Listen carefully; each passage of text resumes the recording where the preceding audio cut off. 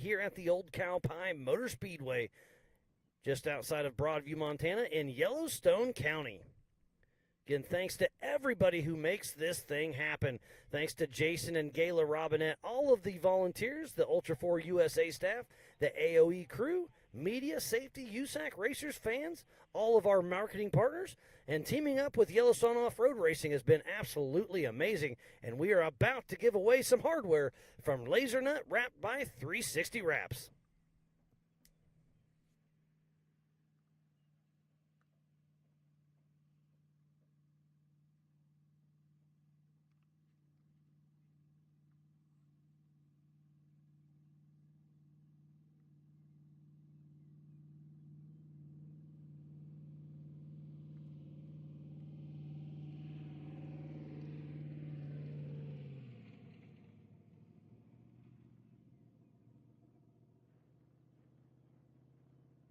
And don't forget, we will have a special 1-hour show brought to you by Speed Sport, our official broadcast partner. We will be bringing one out from Rush, Kentucky here very soon. And then every Ultra4 USA regional race will have that 1-hour special on Speed Sport. It's super cool. I know that the drivers are excited about it too.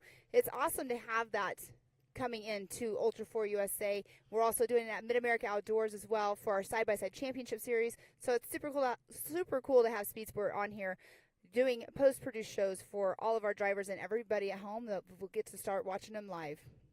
And that's Thomas Hackman, the 423, and that 82 Dodge Ram 4-wheel drive. Oh, there's John Owen still pulled over, giving his buddy a high five. At Air 5. At Air 5, you're right.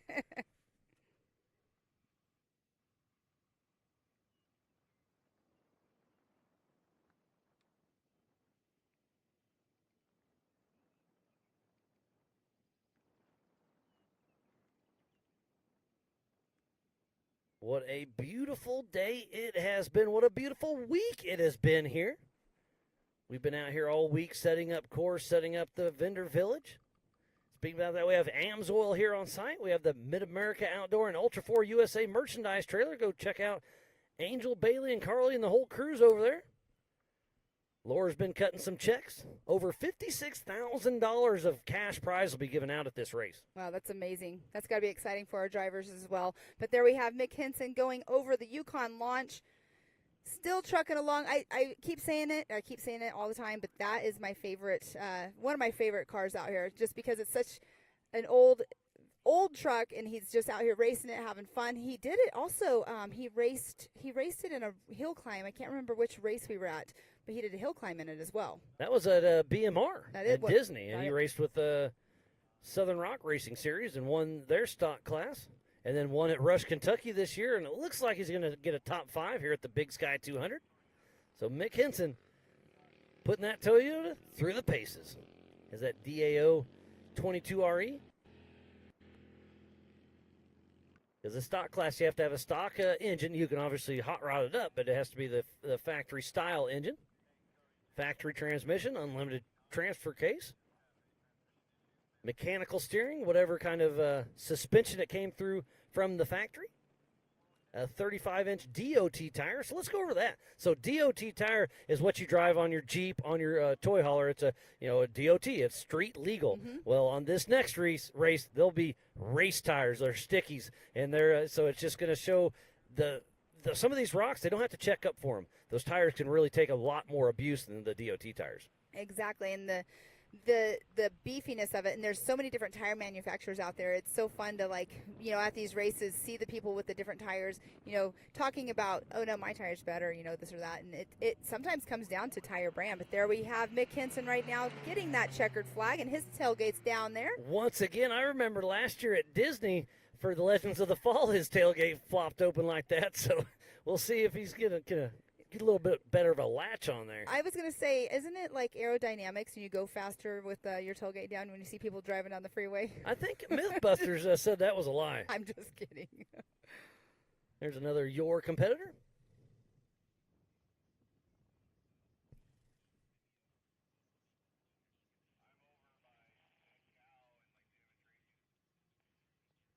Here's that little rock section. If you were in the dust right here and you tried to pass it on the left, your day is done. Those rocks can really jump out of that cliff and bite you if you're going there. I was talking to Grizz and his daughter, I believe it was Annalise, hit that little rock ledge a couple years ago with the rear or with one of the tires and ripped it off. Yeah, and obviously they don't move, but they're sharp too, so they'll slice your tire or just completely rip your arm completely off. Suspension arm. Suspension arm. Not your arm. You're Not in the your car. arm. You're in a roll cage. Race car drivers know what I was talking about. There's a great shot of the course. See some dust coming into the screen. And somebody's moving pretty good.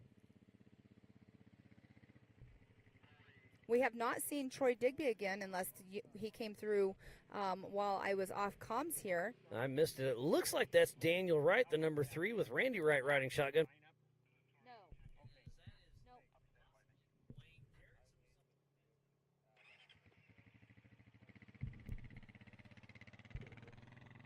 Dwayne Garrettson trying to chase down Daniel Wright. And this is a hairpin turn right there. The left-hand turn, the ruts are getting deep. Another thing, speaking with John Rance as well, we were talking about the terrain out there, and he said that the UTVs have really torn the track up compared to pre-running. So imagine what this race course is going to look like after the unlimited cars go here later this afternoon. Yeah, the UTVs tore the course up. The limited cars are tearing the course up. Wait till we tear down course tomorrow and see what the 4400 and the Pro Your cars do out there. I mean, there's a TT Unlimited truck, a Class 1. I mean, there's some really hot, heavy hitters with Your. And then, obviously, we have a lot of our big names for 4400 in the Ultra4 USA as well. And on that pole position is Mr. Paul Wolf, the 1018, in that single-seat UFO.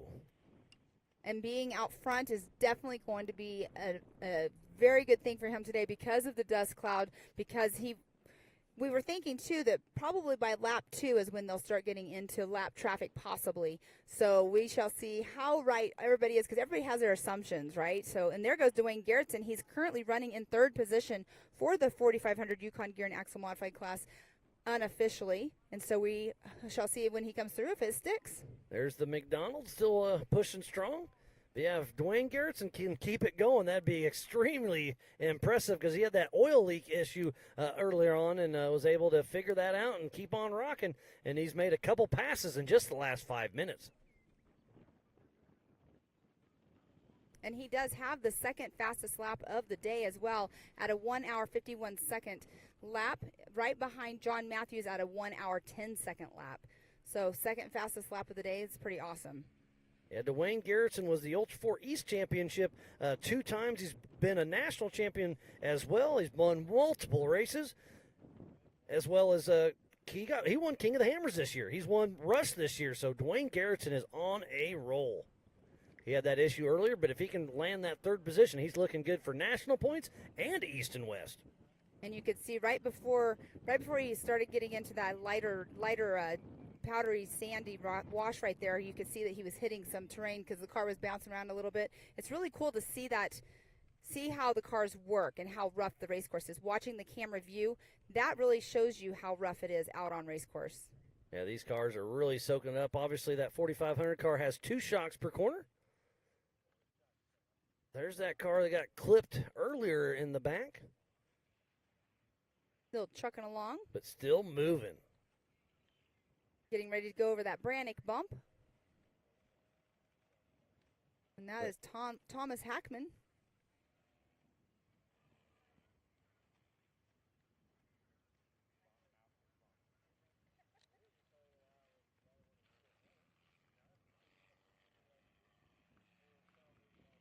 I love that old Ram out there still trucking along.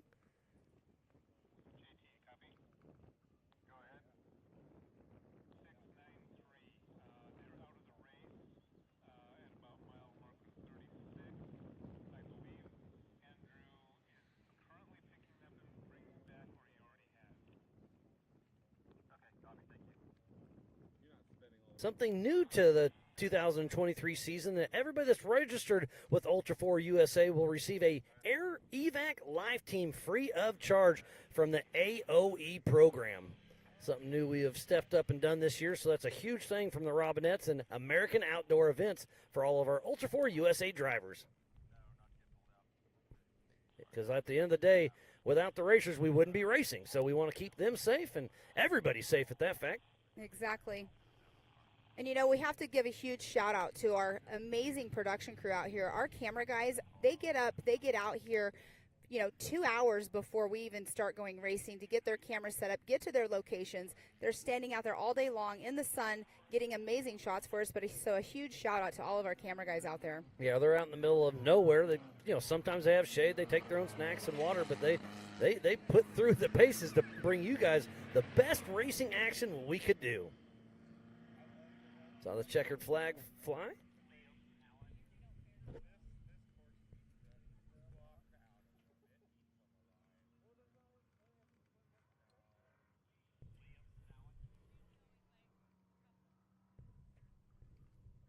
We've got about another hour and a half left in this race before we kick off the 4400 Unlimited, the 4800 Brannick Motorsports class. And then also the Yor will have the Pros and the Pro Unlimited. So we'll have 4 different races going on at the same time later on this afternoon at 1 p.m. Mountain Standard Time. So be sure to get your snacks ready, get your drinks ready, and get ready for a show.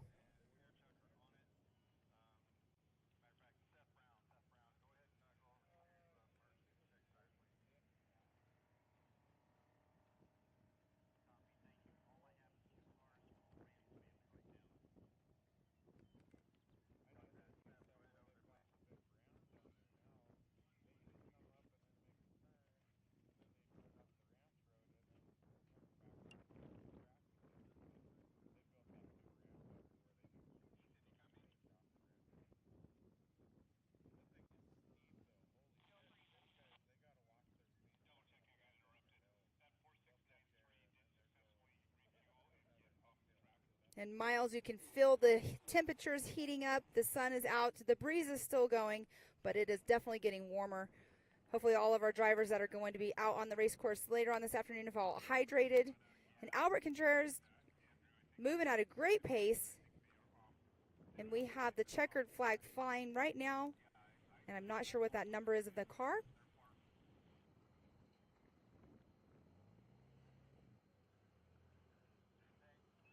I believe that's number 11 of Wolfrica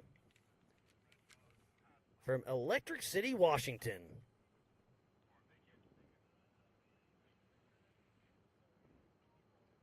You can see the flags are flying just a little bit. That wind is about perfect. It could maybe pick up just a little bit, but we're not complaining about any of it. It could pick up just a bit out on race course, but not up here. Yeah, that'd be all right. Looks like we're back to Albert Contreras from Compton, California.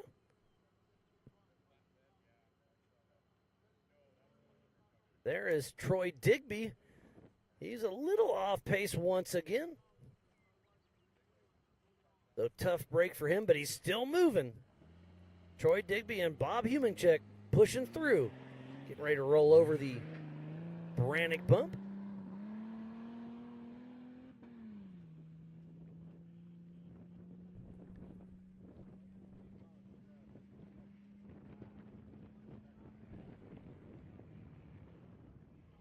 Back to Albert Contreras. That's the car that was parked on by Joe Fabrizio just a little bit ago. And I was talking to Joe Fabrizio, and he was saying that he was going to race the rest of the Ultra4 USA series, but I saw that car rolling through getting towed through the pits, and it looked like he's got his hands full. But hopefully he's got a good help back at home and he can get it back going and come back racing with us. Because our next Ultra4 race is Visions coming up very soon. Miles, I'm going to go see if I can find a driver that came off race course to come over and give us some information. I'll be right back. I love it. Thank you, Pam. Dwayne Garrettson coming on. He's pushing strong. He could be our unofficial third place in the 4500 Yukon Gear and Axle Modified class. He had that issue, that oil leak early on, but was able to get it back and going. Our drivers don't have quit in their vocabulary.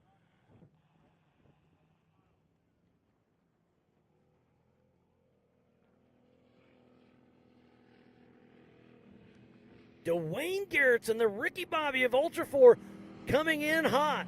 Unofficial third place for the 4500 Yukon Gear and Axle Modified class for the Amsoil Big Sky 200. White flag goes out for Troy Digby.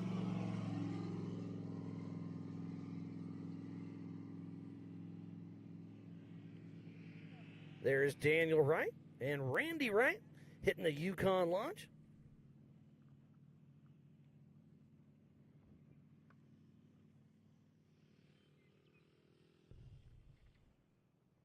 This has been the limited race. We started racing at 7 a.m. Mountain Standard Time this morning.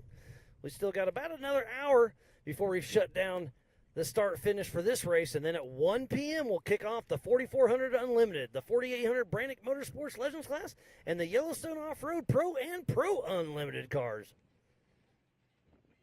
That next race will have roughly 50 cars take the line, and they are the biggest and baddest names in our sport.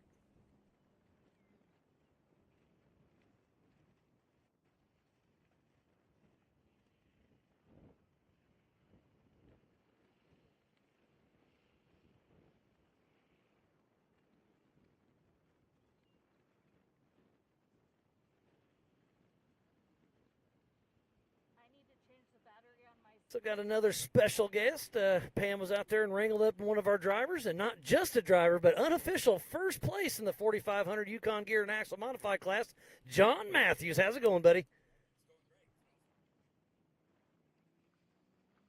Going great. Awesome day out here today at Montana Big Sky 200. It's a beautiful race. Like I said, it's unofficial, but this could be your second one out here, correct?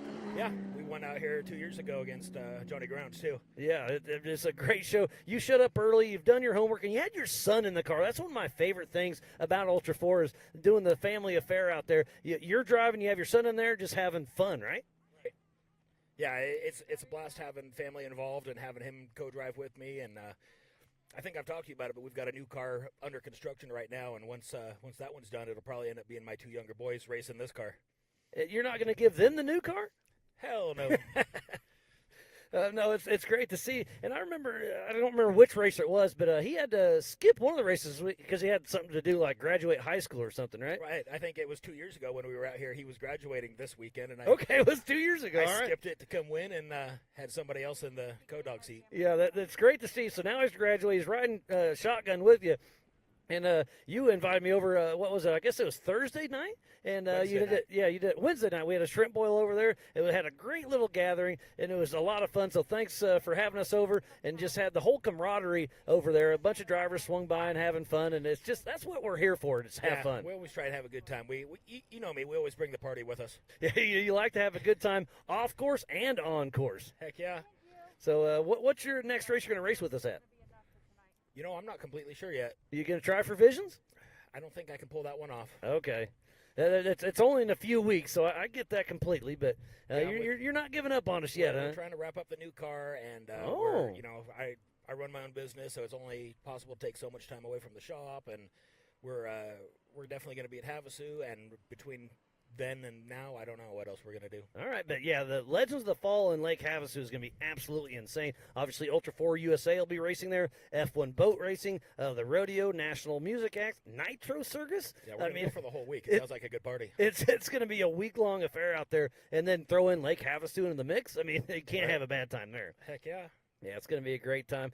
So the race went pretty well for you. I guess what I hear, you had a transmission get hot on you, a fan wasn't working? Well, so at the end of lap one, when we pulled in, it was definitely running hot, and I think that we were just puking a little bit of excess transmission fluid. But we tried messing with the fuse and the wiring and the relay and couldn't get the second cooling fan back online. So I think the fan motor itself probably died. So we ran the remainder of the race on one cooling fan and kind of running hot all day long and not fully running 100%. So you're watching the gauges, and when it started peaking up, you'd have to back off the throttle? For sure. We ran all of the straightaways at 75% instead of being able just to hammer down because it would get hot pretty quick otherwise. It was such a great race, and it came down to unofficially, I think, 3 minutes between you and Sean. It was such a great race. Yeah, we were definitely watching him out there. He got ahead of us at one point. Yeah, in the hot pits, you guys got around each other a couple times. And I know when we pulled out of the pit, my guy said we had 2 minutes on him, so I just needed to pedal back to keep the temps down, but also move forward to get out away my from lead. And when we pulled out here in the bottom valley out here at the end of the course, I knew that, I was pretty certain we had him because he hadn't pulled out into it yet until we were almost clear of the jump at the end. Yeah, because going through on screen right now on the top left, you can go all the way around and then come back at us, so you can judge by the dust trail on how far back they are. So it wasn't until we were coming back off the second jump that we saw him enter the valley, and I was pretty confident at that point we had it. Yeah, because you guys took off in 30-second increments, one at a time. So he took off 1 full minute behind you, and it just came down to that. I knew I had to get him by 1 minute. I think that's Anthony Taylor, I believe, that's pulled off course. So this course has ate up some cars. I don't know who hasn't had some issues today. Yeah, we saw one of the Toyotas out there all smashed up in the front end. I'm not sure what we hit. And we saw one guy off over here in the mud. Albert was off. Yeah, they were off over there in the mud when we went by on the third lap, I think. But, we blew race mile 11 the first lap. We had a big off and down in a gully and came back up. So you had a little uh-oh moment, huh? Yeah. Was that your fault or Connor's fault? No, he called the turn. I just didn't slow down quite enough. And rather than steer into it and risk tipping it over, I just drove out of it. So. Oh, yeah, and that's what the Ultra 4 cars do best because, having that all-wheel or four-wheel drive on it, you can go over the berm and through the river into Grandma's down house. Down in a gully, and I hit the rear locker and powered back up the other side. There's Albert Contreras. That's the one you just talked about being stuck in the little mud gully. Yeah, they went off in that down in that little culvert down there in the mud at the end of the valley.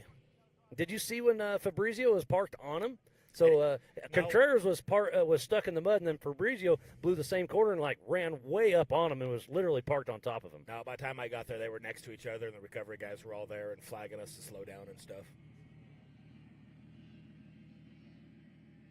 But it's been a great day, or a great week. I mean, we've been here all week, setting up, pre-running, qualifying, racing, and now, you're finally done. Now you can relax, take a deep breath, and enjoy the rest of the weekend. Yeah, we left Seattle Tuesday night, drove through the night to be here Wednesday morning, so we could take that extra day and just relax and enjoy it, and it was a good time out here. Are you helping anybody in the 4400 class? I think we're helping some of the Canadians, the Brink Fab guys, just because. They've got their crew that they need, but we're kind of on standby just in case they get more than a couple cars in at the same time or something. And I brag about that all the time with the Ultra4USA family. That you're not necessarily their pit crew, but you're on standby, like you said. And if anybody needs help, it's all hands on deck. Whether it's just simple as shake a tire, or I got a part in my pit, I'll run over and get you a starter or whatever. It's always been that way. Sharing pits, tires, parts, fuel, whatever. You've been there a couple times with John Grounds and his old car. How many of us 4500 guys were there helping him do head gaskets? Every one of them, yeah. All of us just want to race each other. Yeah, and you want to race each other at their best as well. Yep, I love that part of this family for sure. Everybody's here to help each other. 100%. There's Troy Digby still moving, and I've said it again. He's a little off pace, but he's still going. So that's he was good. out of the car out there when we passed him on lap 3, waving us on. I'm not sure what was going on with him, but he was stopped and out of the car and helmet off for a minute. And here comes the checkered flag for Albert Contreras, another unofficial finisher in the 4600 Spider Track stock class for the Amsoil Big Sky 200. Well, I'm going to kind of let you enjoy yourself. I'm going to bring another driver in and have a quick chat. But John Matthews, always a pleasure, and it's great to see you in here. And we'll see you at the next one, or I'll see you later on this evening, all right? You know where the party's at. Absolutely. So I'll bring Pam back in, and then we'll switch out another special driver we have.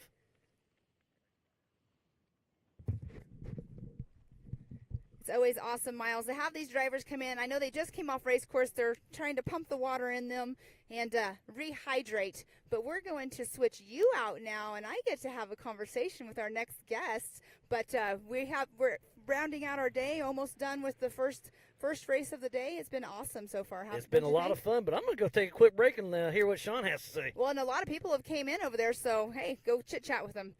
All right, we're going to bring in Mr. Sean Rance over here.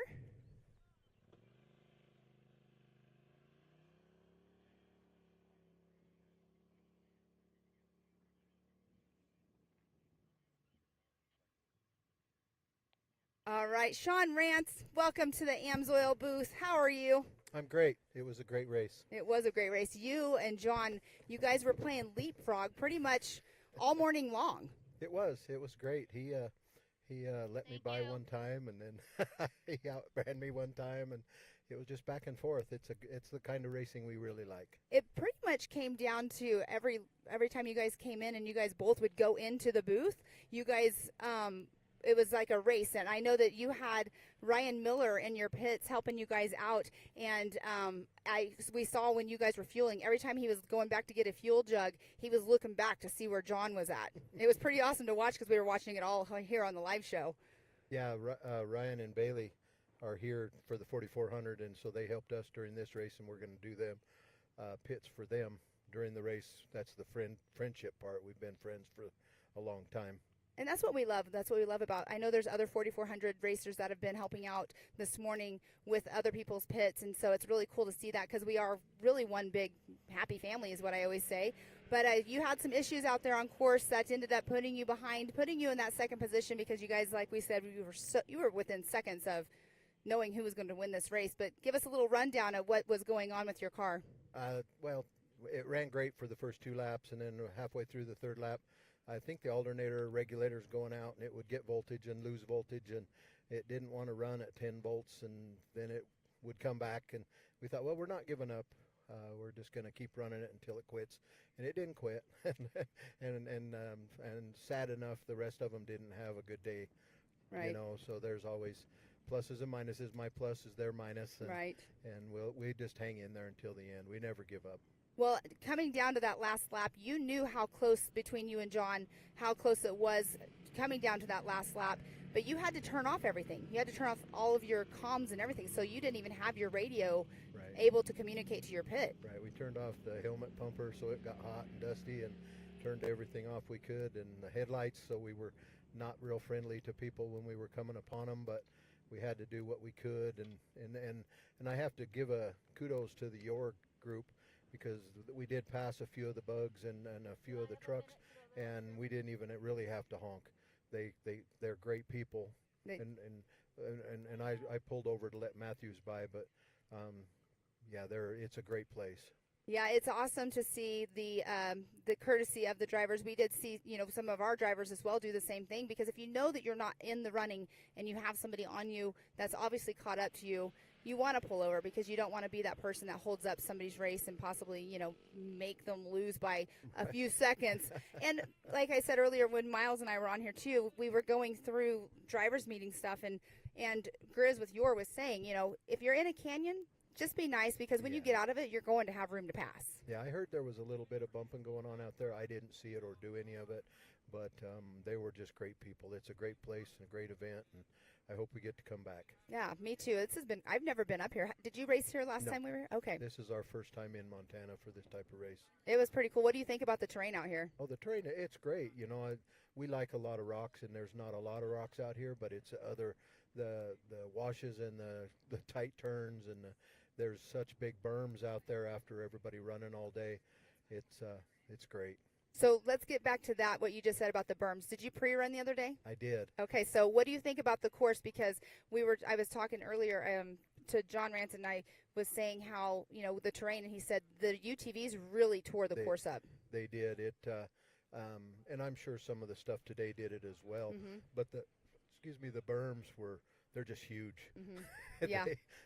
they grab you and try to bicycle you. We bicycled a lot, but we didn't end up on our side. But yeah, they grab you a lot. It's going to be interesting with the 44s, but they're wider and bigger and taller, and I don't think it'll bother them. Yeah, well, we were talking about it earlier too. The bugs that are out there having to go through the same terrain you guys are going through. We would see them. They were trying to basically straddle the high line of it, and sometimes you can't help it. It just sucks you in. Yeah, you can see a lot of the spots out there where the ruts are so deep, but there is a nice flat spot down on tops where somebody was dragging. Yeah, I know. I call it like a little belly scratch for them, because they have absolutely hardly any clearance at all. But it's super cool to be out there racing with them and having them out here. And I like to see all types of racing, and I'm sure there's all different ages and all different types of vehicles, 2-wheel drives, 4-wheel drives, and bugs, and Yeah, it was cool. Yeah, it is pretty cool. And you're saying that about ages. I think our youngest racer out here that was racing in the larger classes was the 14-year-old of Nathan Parker, who won his class yesterday. Oh, cool. Pretty awesome being Yeah, it 14 is. years old. Yeah, you got to get kids into something that they enjoy and keep them out of other things. Exactly.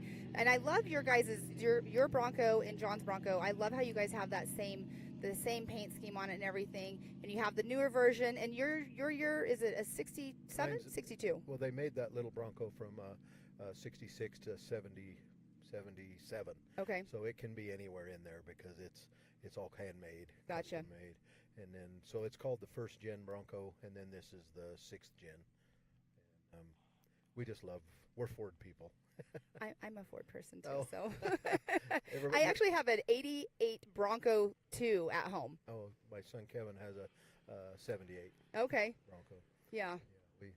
Anyway, It's pretty awesome. No, the racing was amazing though, and you guys did so awesome out there, and we have to wait until it's completely over. But Yeah. being unofficially in that second position right there for the 4,500 class, pretty cool. we're happy.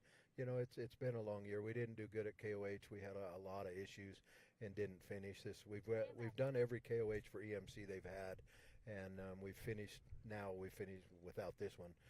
We finished 9 of 12 that we've entered in, and so far we have raced every Western Series race for EMC that has ever took place. Wow. We started in 2012 at KOH, and then we've done every race that EMC has had since.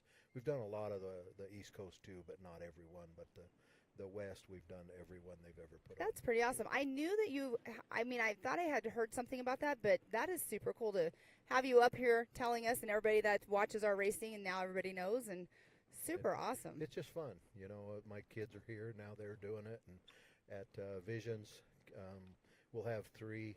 We have our side-by-side that'll be there, and then the 2 Broncos. So we're stepping up a little more all the time. Yeah, Visions is going to be one crazy week. I believe so. Yeah, there's so much going on. I mean, besides our races, the Right. Ultra4USA and the side-by-side, the whole Travis Monster Pastrana trucks thing, and, pit bike race. Next thing you know, we're going to be bringing in a pit bike, aren't you? I don't think so. You know, for me, I'm 63 years old, so for me, that hurts. Yeah, I wouldn't want to do it myself. No, how about Barbie Jeeps for anybody in your group? I don't know about Barbie Jeeps. I could but Barbie Bronco. My granddaughter is racing Barbie Bronco at the circle track probably as we speak. Oh wow! It's in the afternoon at home in Aztec, New Mexico. She's out there for her first race today. Nice. We didn't get to be there, so we'll have to watch it on video. Well, we actually had a youth racer that raced in the 170 class yesterday that lives in New Mexico, and he races quarter midgets, and they literally left right after his race to get home for his race tonight. So it's pretty cool. But I'll let you get going, and thank you so much for coming up here. We're going to do the podiums here in just a little bit, I believe. I'm waiting on confirmation exactly when we're doing them, but you guys are going to be here anyway since you're pitting for Bailey Campbell. So thank you so much for coming in and chatting with us. And fun. Congratulations today. Right. Thank you. All right, thank you. We're going to bring Miles back in over here. We're finishing up this race. We will be starting our unlimited classes here around at 1 o'clock. We are sticking right on time so we can get finished. And Miles, I know that you just took a great break and went and chatted with some people. And who did you find out some good information from? Yeah, I'm going to bring in Josh Atterbury here in just a moment. I'll kick you back out. I kind of like this swapping in and out, getting a quick break and just bringing in some fresh insight from the race. But, yeah, it's so much fun. I was just kind of standing offside listening to Sean.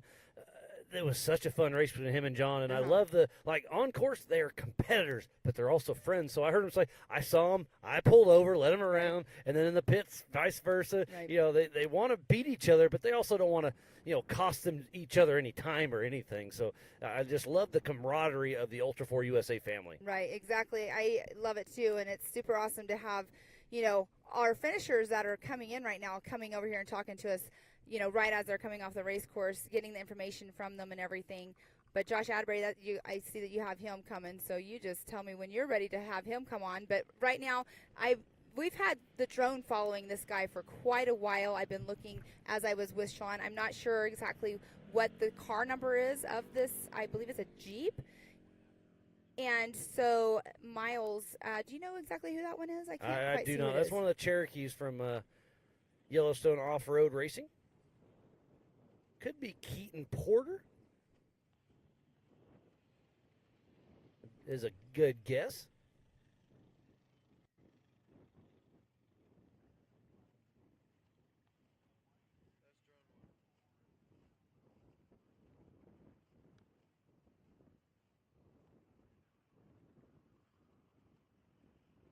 There's our Optima leaderboard at the top left of your screen. Here for the Amsoil Big Sky 200.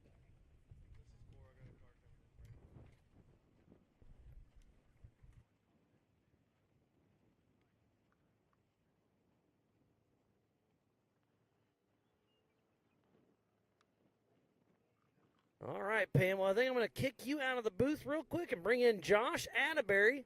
Have a quick chat with him. See how his race went. Awesome. Thanks, Miles, and I'll see you back over here in just a minute. Sounds good.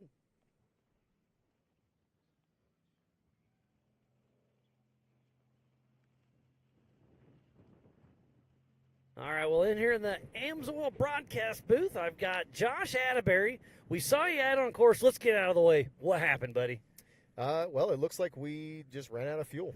Yeah, I was talking to you just yesterday. We were Ryan Miller, Bailey Campbell in the Rants, and you. We were all chatting, and you thought you could make the entire race on one tank, and you couldn't make 2 laps. Yeah, to be honest, I mean, the fact that little four-banger got worse mileage than our old stroker is pretty crazy. So, yeah, I'm not sure if something in the new fuel cell was the pickups, something's wrong with it, or if we actually got that bad of fuel mileage. Yeah. So, yeah, looking at it, that'd be 3.6 miles a gallon. That's so, pretty crazy. And we were chatting.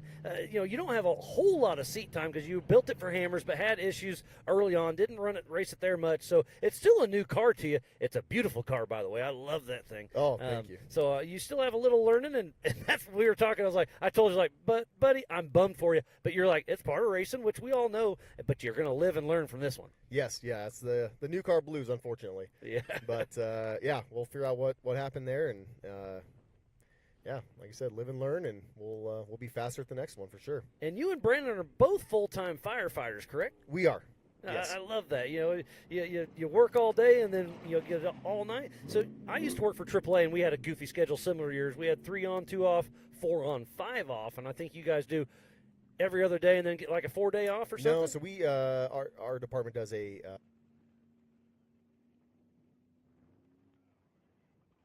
come do these things, and yeah. So you're on duty for 48 hours straight. that's correct. And then you're off for 4 days. So obviously at work you can try to sleep, but if you get called, you go to work. But then when you're off, you got 4 days to work on that car, huh? Yeah, 4 days of work on it, and yeah, we also have I own my own business back home as well as a side business.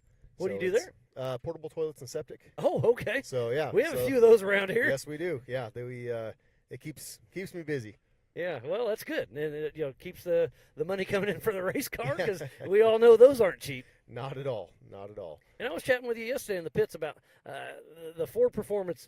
I think it was Lauren Healy was kind of the patriarch to kind of help out the Rants and yourself, right? He was, yeah. He was the one that approached us with it, and helped us jump through the hoops and figure out how to build the thing. And yeah, because the front end, let's dive into it. It's a Ford Bronco. The front end has got portals. So kind of walk us through exactly what's in the car. Yep. So the front end is it's all the Triton Engineering designed A-arms and suspension, the same as what the other 3 Broncos are running. The 74 weld portals on the front.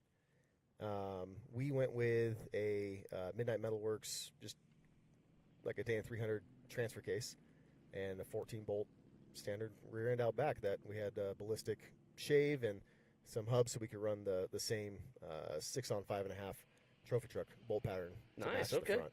Sweet. I mean, So- it's a work of art. It really is. But then we were chatting, and you had the hood open, so I was kind of crawling around. I was asking some questions, and I asked the specific, like, how was the wiring on it? And you laughed. And you said it took us weeks to figure it out. It did. That was one of our biggest fears taking it apart is just all the sensors, all the nannies and the computers trying to talk to each other.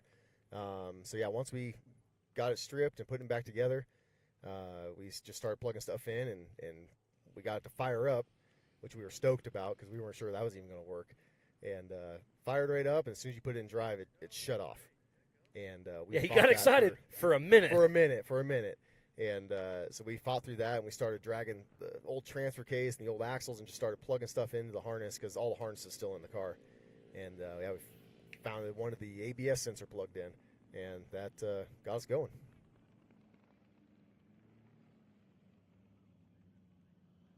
Yeah, so you, like I said, Lauren kind of approached you guys because you've been with the 4600 Spider Track stock class for a long time. When was the first year you raced that? No, it wasn't that long. I believe 2016 was our first year. It all kind of blurs together. I apologize. No problem. But yeah, so I mean, and I just love the camaraderie within the stock class. I mean, you guys pit together, you help each other, and we just saw Matthews and Rance battle in the 4500, and you guys were battling the 46, and it was really cool to see it all come down. And I just love the tight knit camaraderie within you guys. Yeah, 4600 is by far my favorite class because we're like just a small family. Everybody's there to help each other, and everybody needs parts. Anybody needs pit support. Everybody's there to jump in and help each other out. Yeah, no, it's great to see it, and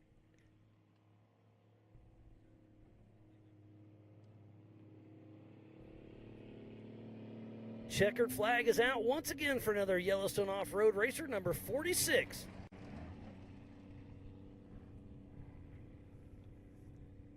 A lot of fun out here. So what was your favorite part out on course today, Josh?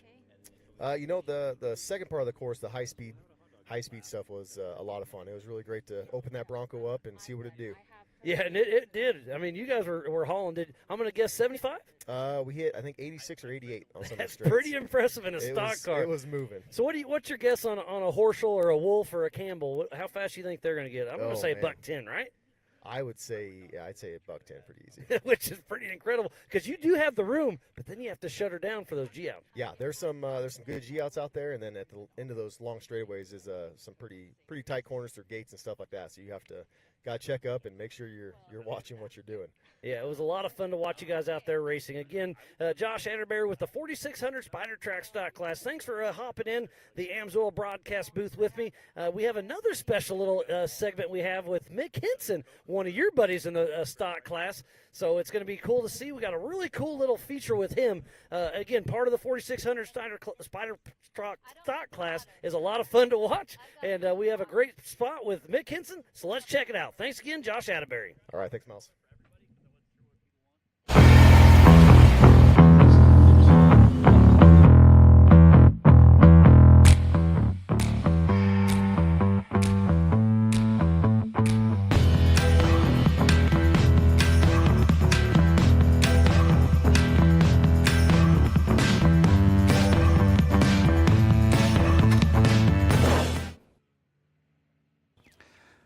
I'm Mick Henson. We're in Tahlequah, Oklahoma, where I'm from, here in my shop. I've got the 4619 Toyota pickup behind me.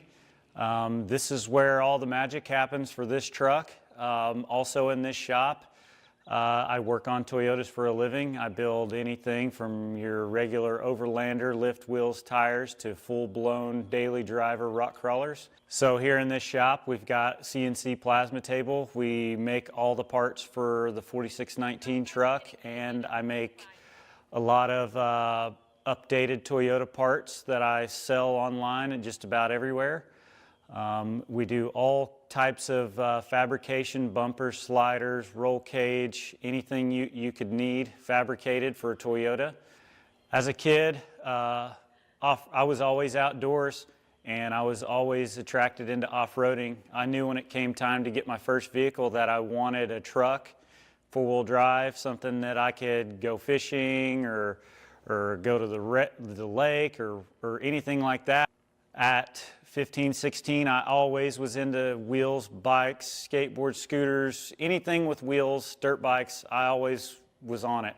And so whenever I turned 16 and got my license, my first Toyota 4Runner, I have been going off-road and working on trucks, and that has basically changed my life, and I've focused towards Toyota and off-roading ever since I was 16 years old. So how I acquired this Toyota pickup was I was just scrolling on Facebook Marketplace, as I usually do, just looking at Toyota parts. It came up. It was such a good deal that I saved it, and I didn't need it. I really wanted it, but I didn't need it. And so the price kept getting lower and lower. So eventually I just had to ask, and I asked the guy if he would trade a dirt bike and some cash for it. And a day later, he was down for it. So that's what we did. I brought the truck home. I did a few changes on it to make it a trail rig. I put the cage in it and bumpers and all that. And it wasn't but a couple months later that Ultra4 was coming to Davis, Oklahoma, just 3 hours from me. And I decided that I wanted to enter that race to have fun. And at the race, I was actually pretty nervous. Some of the other rigs were a lot more built and well capable as me. I had old, crusty, dry rotted tires, and I thought that my tires weren't going to last 10 minutes. But I went out and I drove the truck slow. I took my time. I survived the 80-mile race course, and I actually ended up coming in 5th place. So this past weekend, we went to Rush, Kentucky for the first Eastern Series race of Ultra4USA. I raced Rush in 21, and I knew that going out there was possibility for a lot of mud, tight trees, lots of hills, and that's the type of racing that I actually enjoy. So my expectations to do well there was pretty high, depending on how the day goes. So I was very excited to get out to Rush and race again. So we get to Rush, Kentucky, and we had pretty high expectations for rain. It's rain season, and I know that at Rush, when it rains, it turns to mud really bad, and it makes the hills really hard, the rocks slick. It makes the trail very hard it makes the course very hard to get through. And so luckily we lucked out. We didn't have any rain on our race. We had a little bit the day after. But when we got out to pre-run, everything was good. There was some nice rock trails, some tight woods, some beautiful scenery to see, and there was some very fast, tight tree sections that were a blast to race. Those were my biggest concerns at high speed. You can clip a tree and it can end your race very quickly. So Friday morning we get up first thing for qualifying. The weather was still holding together. We hadn't had any rain yet. There was a lot of dust because of the lack of rain. And so we went out to qualify. I was wanting to take it easy on the truck. In the qualifying course, there were some big holes that you could hit and tear some stuff up. We had to race later in the day, so I wanted to make sure to take it easy. So I qualified second off the line, and I took my time through the course. I actually came down the big hill hard enough that the back tires came off the ground, and when I braced myself, I bent my steering wheel. And so I was taking my time. I got down, I qualified, I got it done, and we ended up qualifying in the 4th position. So after qualifying, we had 4 hours until our race. I went back to the trailer. I started going over the truck. I checked tire pressures, all the fluids. I straightened my steering wheel back out. I got the truck loaded down with the tools that I had planned to carry for the race and impact to change some tires if I needed, some fluids in case the truck got hot. The only real thing I had to adjust was the steering wheel. And so after that, just to prep, we got some lunch, and it was time for the 4600 to start. And so we went and set up 30 minutes before start, and after that we were taking off 4th off the line, and we were in 1 minute increments, And so I was 4 minutes behind the leader, so I knew I needed to make up 4 minutes in the race somewhere. And so we took off for the race, and I had kind of got lost in the lap 1. I'd come down a hill, and I took a left when I should have took a right, and the trees were so tight I had to pull up and back up probably 3 times to get back going. We get to the rock section, and from all the pre-running, the rocks had kind of moved and it had gotten a little sloppier, so I had to push the truck a little bit to get it through there. I didn't have any troubles, but I did push it pretty hard to get through the rocks.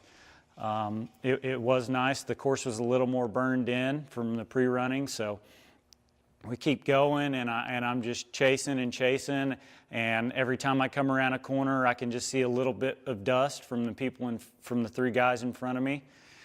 So I'm chasing their dust, and I'm not seeing anything, and I just keep going and going.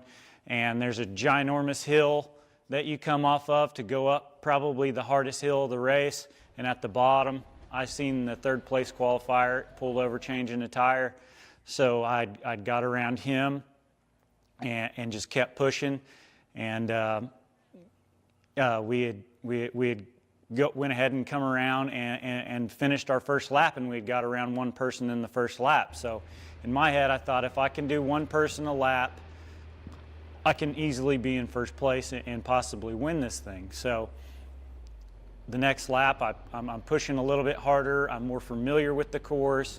I'm starting to see more dust. So I'm chasing and chasing, and then I catch the first place qualifier, the FJ Cruiser. I catch him, he's changing the tire. And so I keep pushing, and in my mind I'm thinking I've really got to keep the tires on this thing so I don't have to stop and get passed back. So I'm chasing and chasing. I had took a wrong line and got lost for a second and actually went down a wrong trail. So I actually had to back up and get back on course, and I was really worried about having to make that time back up or someone catching me, because it was a good 30 seconds of turning around. We would get back into the fast sections, and I was really getting familiar with the track, and I was going a little bit faster and a little bit faster. And eventually I had caught the guy that had worked his way to first in the Jeep, and I could see his dust, and so I was pushing on lap 3, and I had finally caught up to him. And so I had chased him and chased him and chased him, and I just couldn't get around him. We were just battling it out pretty hard, and I took we got to an either or, and I took the other line while he took the easy line, and I gave the truck everything it had in the either or to try to get around him. But when we got back to the same track, he was 100 yards in front of me. He had just took a better line and drove harder, and he just outdrove me, and there was nothing I could do about it. So I started chasing him once again, and once he got 100 yards in front of me, I was having a hard time catching back up, and I'd probably caught him and was probably 50 yards behind him when we had come to the start finish to go on to lap 4, and we had got the white flag, so it was our last lap. So I knew I had to catch him in our last lap on lap 4. So I was chasing him, and by this time he had definitely realized that I had him on adjusted time, and I knew that, but I also just wanted to get around him, so I knew that the first place position was mine for sure. So I chased him down and chased him and chased him again on lap 4. He was definitely getting away, and at some point I came into the woods and he was stopped, and it looked like he had a tire issue or a steering issue or something, and I had got around him there. So on lap 4, I had finally got all the way into the first place position physically, and so after that I knew that I had to be careful and I had to finish the race. I couldn't stop, I couldn't cut any tires, and so I pushed the truck about 80%. I didn't give it everything, but I did have clean air with no one in the way, no dust. So I did push it, and lap 4, I drove all the way to the finish line with no problems, and it actually ended up being my fastest lap of the day. So I know there's a lot of you out there that have Toyota trucks like this, or Jeeps, or anything, and I highly encourage you to get out to these races and come race with us. It's a lot of fun. Everybody's great. Everybody's welcoming, and it's a great place to be. And 4600 class couldn't be more family oriented. You can hang out with anybody at their camp anytime, ask any questions, and they'll do whatever they can to help you. And if you have any questions, you can always message me or ask me anything about building one of these trucks. And I just encourage everybody to get out to these races and have fun.